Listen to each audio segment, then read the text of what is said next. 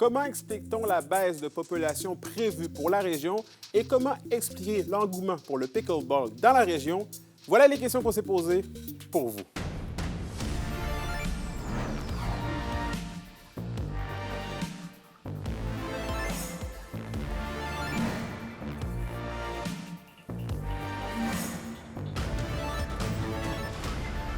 Ici Anthony Dallaire et voici vos informations. Parlons démographie, puisque la population de l'Abitibi-Témiscamingue pourrait diminuer fortement d'ici 25 ans, selon les projections de l'Institut de la statistique du Québec. Mais cette tendance pourrait se renverser, selon une élue de la région. Noémie Rondeau nous résume. La population de l'Abitibi-Témiscamingue pourrait diminuer de 13 000 personnes d'ici 2051, selon l'Institut de la statistique du Québec. C'est dans la tranche d'âge des 0 à 19 ans que la diminution pourrait être la plus marquée.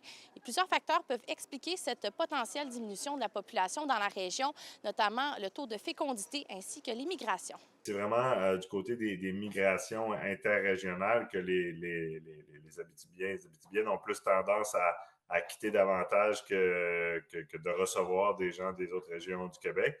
Puis du côté de la migration internationale, c'est pas une très grosse composante, quoique ça va en grandissant là, au cours des dernières années, comme dans un peu toutes les régions du Québec. La préfète de la MRC du Témiscamingue, Claire Bolduc, croit qu'il faut avoir un plan d'action clair pour donner le goût aux résidents de rester dans la région.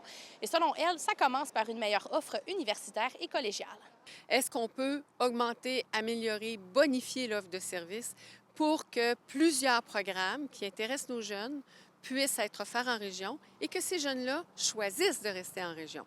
Le choix est clair, puis la documentation est formelle. Les faits sont là. 75 de ceux qui se déplacent pour aller suivre une formation à l'extérieur de la région vont s'établir dans un rayon de 50 km de la dernière institution fréquentée. Elle souligne que la qualité de vie est un autre enjeu pour rendre la région plus attrayante. Il y a donc des défis à l'horizon pour renverser ces projections démographiques. Mais Claire Bolduc rappelle qu'il s'agit justement de projections.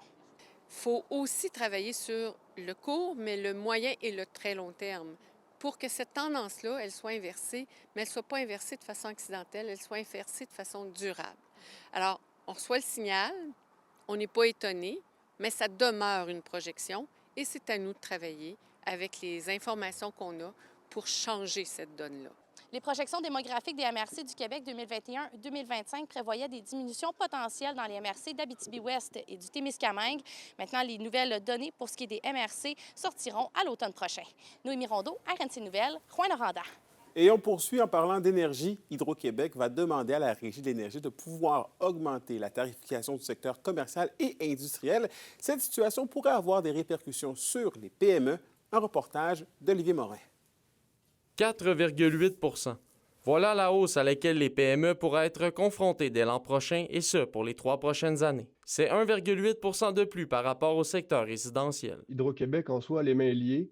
Lorsque le gouvernement a décidé là, de geler les tarifs d'électricité à 3 pour la clientèle résidentielle, Hydro-Québec n'a eu d'autre choix qu'en fait d'aller pelleter cette augmentation dans la cour des PME. Encore une fois, c'est les PME qui se retrouvent à payer le gros de la facture d'électricité. Et cette augmentation risque de faire en sorte que plusieurs PME doivent faire des sacrifices dans un contexte déjà difficile, alors que 37 d'entre elles ont vu leurs bénéfices diminuer dans les derniers mois. Elles vont retarder des projets d'investissement dans leur entreprise, ils ne pourront pas augmenter les salaires de leurs employés parce que va falloir qu'elles coupent à des places là, pour garder des marges bénéficiaires. Les PME vont être pris à la gorge avec ce qui se passe. On leur rajoute des coûts d'exploitation qui vont augmenter avec les tarifs d'électricité. Même son de cloche du côté de la Chambre de commerce de Val-d'Or. Les craintes qu'on a, c'est encore une fois de peut-être ralentir certains projets qui sont en voie de développement, qui pourraient devoir évaluer au niveau budgétaire, par exemple, leur division de manufacture, qui pourrait consommer de façon plus grande de l'électricité dans leur entreprise. Pour la région,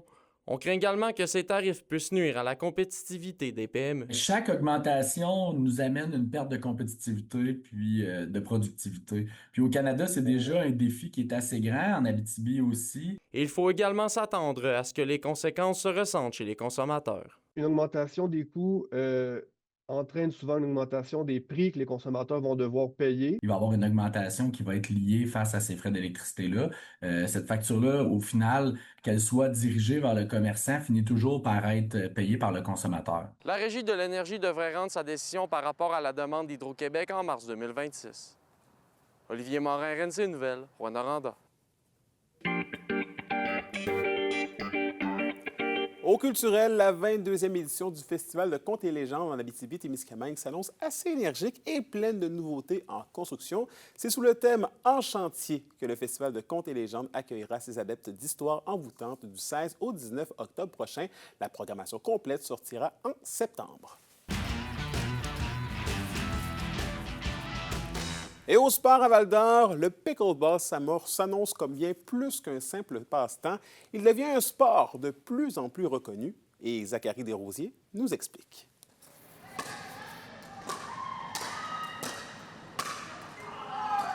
C'est rapide, accessible et de plus en plus populaire. En 2025, le pickleball poursuit sa croissance fulgurante au Canada avec environ 1,54 million de joueurs, selon une estimation de Pickleball Canada.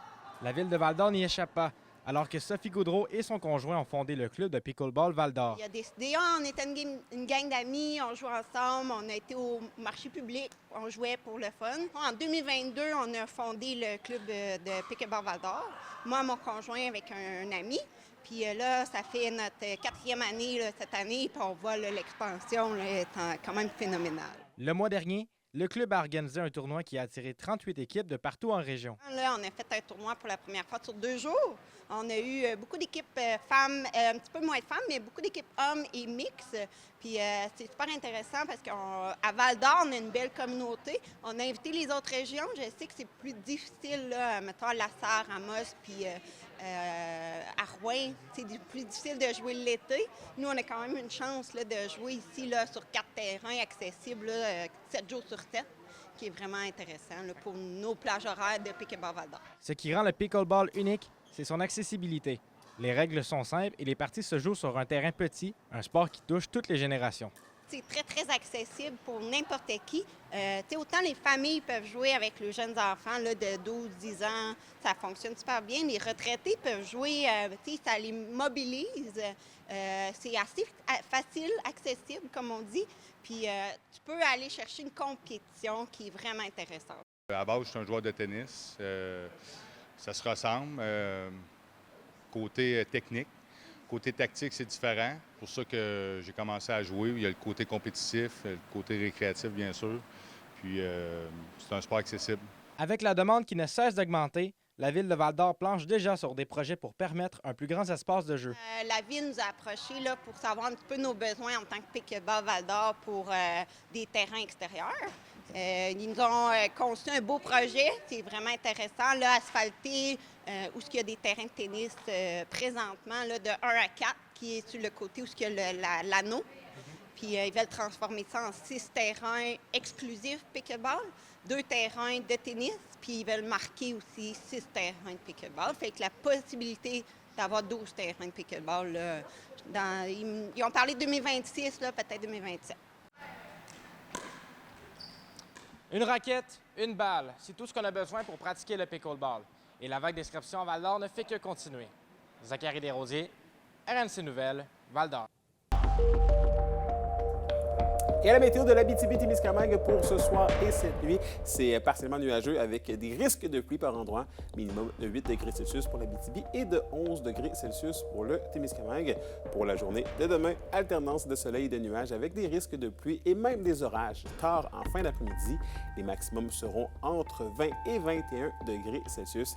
Et finalement, un aperçu pour samedi, c'est du soleil avec des maximums de 26 et 27 degrés Celsius. Et voilà, c'était vos informations régionales. Merci encore une fois d'avoir été des nôtres. Nous, on se dit bien évidemment à demain pour la suite des choses. D'ici là, prenez soin de vous.